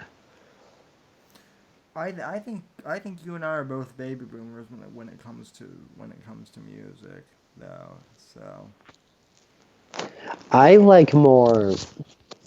Yeah, I suppose. I also like the old blues type stuff too. oh yeah, I love the I blues. just don't like literally. Like people try to end my life as I knew it, not my physical life, but my life at my school and my professional life and everything.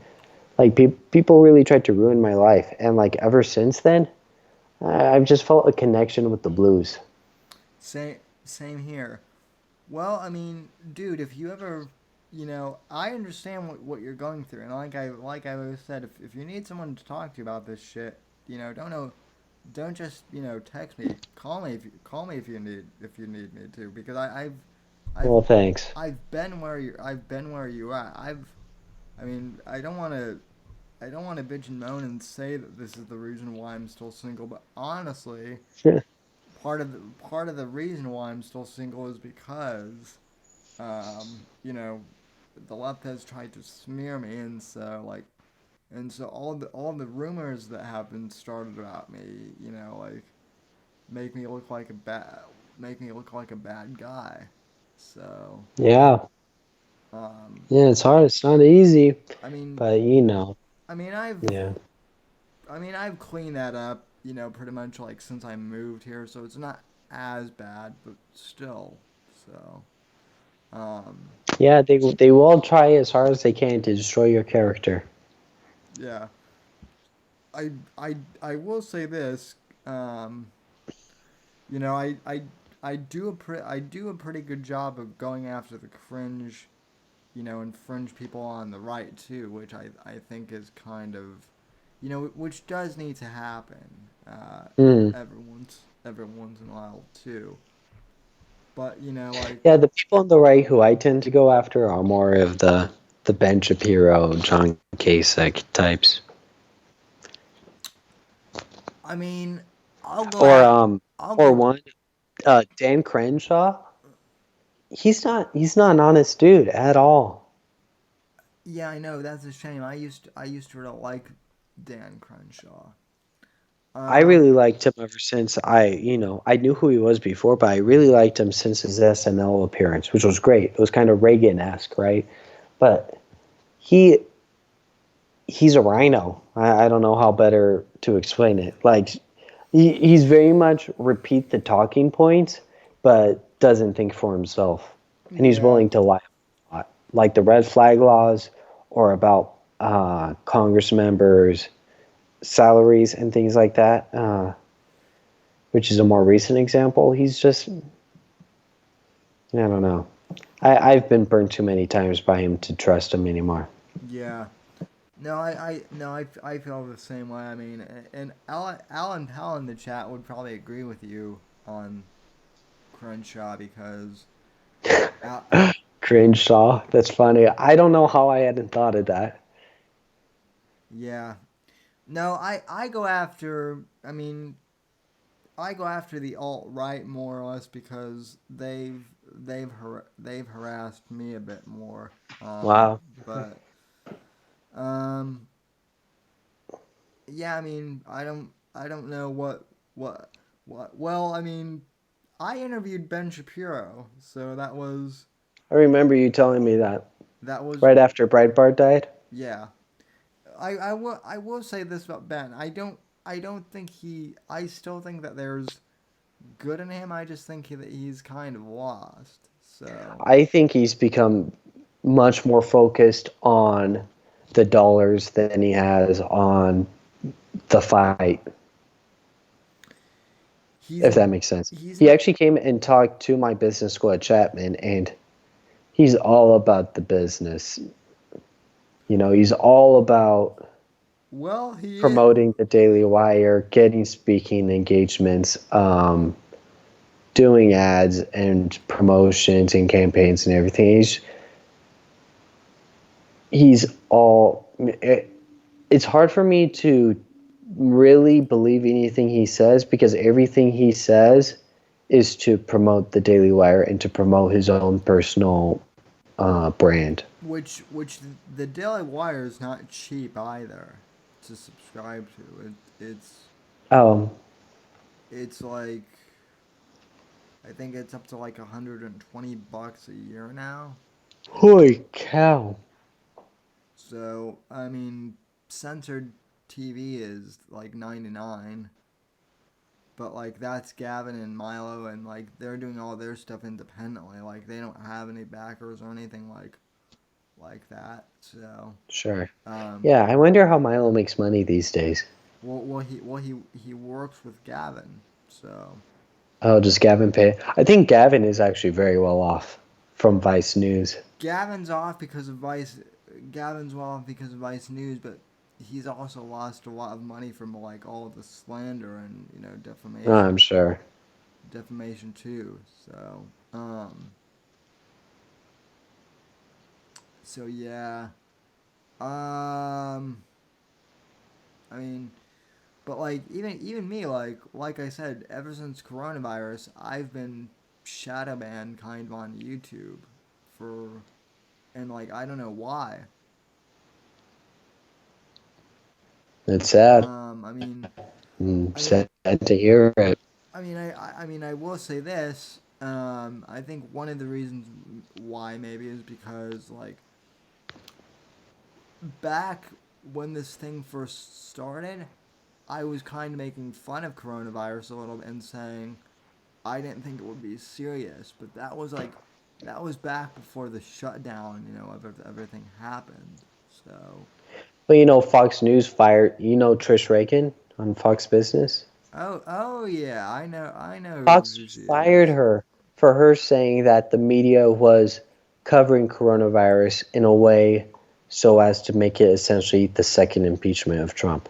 She said that, which was a totally normal thing to say during her opinion monologue, and Fox News fired her. But Fox News still has Donna Brazile on, right? They still pay Donna Brazile, who gave campaign or gave debate questions to Hillary Clinton. I, that just kind of disgusts me with Fox News. I'm just Fox News. I think it's slowly getting worse and worse. I mean, they did get rid of Shepard Smith and replace him with Bill Hemmer, which is amazing. But some of the choices on Fox News, I just grimace at. I don't have cable, so I can't really watch Fox News even if I wanted to. Um, but I mean, from my understanding, Tucker's really the only one worth watching on there now. So I agree. I like Greg Gutfeld a little bit too, but he's Tucker's the one to watch. I like And Tucker actually does good reporting too. Tucker will actually break stories. no, I know. And that's what I've always loved about Tucker. With with Gutfeld, I feel like he's good, but I feel like Gutfeld's prime was during the Red Eye era, which I mean maybe that's nostalgia of mine from high school, but like I loved watching I the Red loved Red Eye. Eye too. So, um, yeah, I thought even Red Eye with Gutfeld's replacement was great. yeah, but it just didn't last. So, No, I guess reruns of Tucker at 2 a.m. or whatever were doing better than Red Eye. yeah, something But like yeah, oh, I loved Red Eye. What a great show. yeah. I mean, and that's another one where like Andrew Breitbart and like Gavin McInnes like back in the heyday were regulars on Yeah, there. I remember seeing Gavin McInnes on it, and actually Gavin was actually on Gutfeld show too. But I remember on Minecraft X, where it's like all pixelated, and then Kevin McInnes would go out into the street and like do interviews for the show and all that. He was a funny guy. Yeah he is. And I remember Milo was on the Gutfeld show once. Yeah, Milo is And interesting. Milo, Milo is interesting because what? like I still have not spoken to Milo, but yeah, I've gotten connected to you because of him. I've gotten connected to Ariana because of Milo, but I've never actually spoken to Milo directly. So, I've gotten drinks with Milo. well, yeah, I know, I know you have, Lucky. So, um, It was not something I was expecting. It was very lucky. I'll tell you what, the one who I would love to, you know, who I would love to meet above anyone though is Rush Limbaugh. So, um, And Rush Limbaugh's very cool too. Yeah, I'd say for me, I would love to sit down with Ann Coulter, maybe. yeah. Well, yeah, Anne, I think would be a very interesting She would be a very interesting conversation. So, I think so too. so Well, anyway, man, I've still got to go back and update stuff on my Hasparian website. yeah, man. Well, we've been at this for about 2 hours now. So yeah, um, Has it been 2 hours? yeah, Wow. a fast 2 hours. But I remember one time we went for like 4.5 or something. yeah, we went for we did an Alex Jones / Joe Rogan style podcast. So yeah, and Crazy. that is actually still one of my most downloaded episodes on iTunes at least. So, um, Awesome. Well, I'm glad to hear it. It was a fun episode, so as was this one. yeah, yeah. Thanks for coming on, man, and we'll have to do it again. You know, much sooner. So Yes. Well, I'm sure I'll have a lot more things to talk about in just a little while. yeah, well, hopefully next time we talk, things will be back to normal. So, I would hate to. I would hate to see how much longer this beard grows out if the quarantine keeps. I know I've been growing mine out too, but it doesn't grow that quickly. It's sort of just around the edges. Yeah, So I at least it's one constant thing. and see, I don't grow a beard. I grow mutton chops You get the for some sideburns. reason. Yeah, so That's interesting. I don't grow up right here, which is weird. yeah, and see, like I Or am here. I am Mr. Neckbeard. So um, Have you not trimmed it up at all? yeah, No. it's Yeah, I try to trim mine up just a little bit, and I'll try to keep the neck clean. But I that's it. I try to, but it the problem is I can't see down there when I'm shaving it, obviously, so I have to do it by feel. Uh, But yeah, yeah. anyway, In man. my shower with my razor, I put up a mirror in my shower for when I shave. Yeah, I try doing that, but then it always falls off. So three Could be dangerous. 3M tape is not what it used to be. So um, but anyway, man. Well, hey, where can we find you on social media and everything? So So my social, you can add me on Facebook. Just search Ryan Marhoefer, Marhoefer. There's only one in the world, so I should pop up at the top. In terms of my Instagram and Twitter, those are both private, but you can follow me. Just Google my name and it should pop up. But the, where I think you would really get the most out of following is the Hasparian newspaper on Facebook. If you could follow that, that would be amazing, do you guys? and you'll all enjoy the content on that. Yeah, do you guys have a Twitter and stuff Not yet? yet, Or? not yet. Facebook is really what we're about right now. Yeah. Well, good luck with that because you'll be censored from there pretty soon. So probably. Well, thanks. Yeah, well, we'll see how far we can get. Then maybe we I can switch over to Twitter once we get blocked. I hate to be the optimist here, quote unquote, but I've done this before, so I'm just telling you what to expect. So, but yeah, Well, thanks. Well, and it's at least fun to ruffle some feathers and get some people worked up while we still can. enjoy Facebook while you can before you get zucked. That's what I'll say. So. Well, thanks. I know. I wish Ted Cruz would actually push some legislation through Congress, but it is what it is. Yeah, yeah, hopefully. All right. maybe in the Guess next who? term. Guess who's come by once again to just remind me that she's being bad. Oh, nah, she's being a sweetie. She's she's just like, Daddy, I want you to come snuggle with me now. So, All right. Well, I guess I'll go pay some attention to her once today.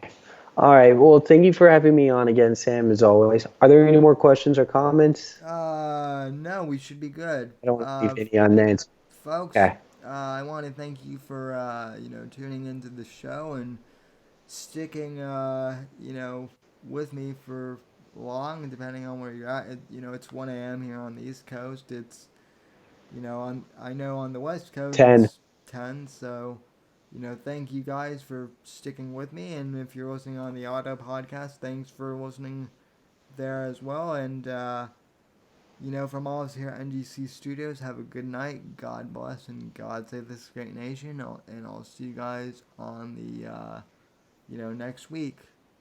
So for the Thursday show, God bless.